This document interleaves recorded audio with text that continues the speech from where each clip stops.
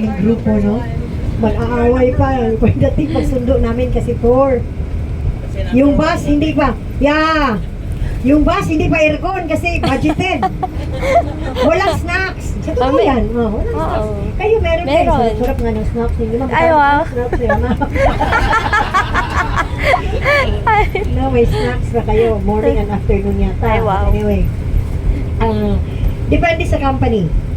May isang company dito na Bellevue nga sila pero nagmamaktol.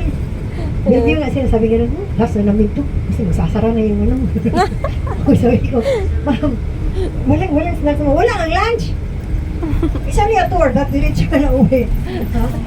So, true life is yes. Yeah. Bongga. Ang laki na, yeah, you are number one. Yes! Kaya lang hindi ako pro life member. Yun.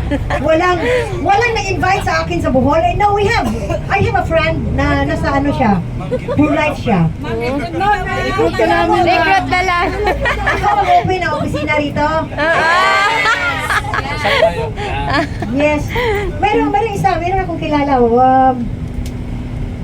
Hindi ko alam kung tumuloy ba siya. Basta, parang kinausap niya ako regarding sa Pro Life. But that was before kayo dumating, no? That was way back 19, hindi pa nag-pandemic.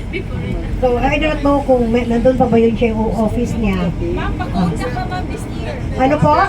Bakod ka na this year. Bakod? Magkano magikitain ko nun? Unlimited! Unlimited! Diretsyo Unlimited! Unlimited income! No incentive tour to Hong Kong or darating ka kayo? Meron! Yes! Taiwan! Dubai! Japan! Australia! Australia!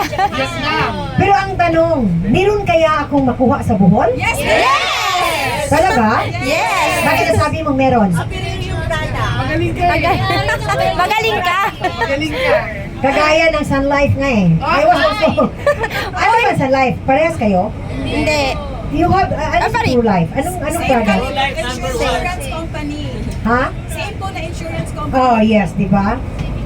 The same thing with Sun Life. Oh, they were here also before. Sabi ko, wala nag-recruit sa akin pagkatapos sa dami lang. Ma'am, isang tayo naman. But anyway, yes, another place here. We have the... Change topic! Change topic. Kasi tumaya na yung business natin. Ako muna. Ako muna, star niyo ako ngayon eh. Oo. Yes, but anyway, this is another town. And this is the town of Albuquerque. Tumahimik si ma'am from our company, from the North Star. Yung nag-handle sa inyo ng tour. Yes, sila yung North Star. Actually, they were here before. I remember them. They went directly, hindi ko alam kung saan hotel kayo dati before Bellevue. Bellevue na. They were here, and another company, another tour agency ang nag-handle sa kanila. May reklamo din sila sa kabilang agency. So, Pro Life should be provided by a good travel agency. Yes! Kasi you are number one. Yes! So mamaya, usap tayo. Sabay ganun. Wala naman ako, ha? Pro Life is number one. Yes! Isa ba daw? Pro Life is number one.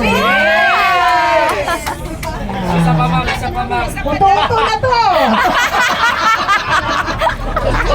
Pro Life is number one.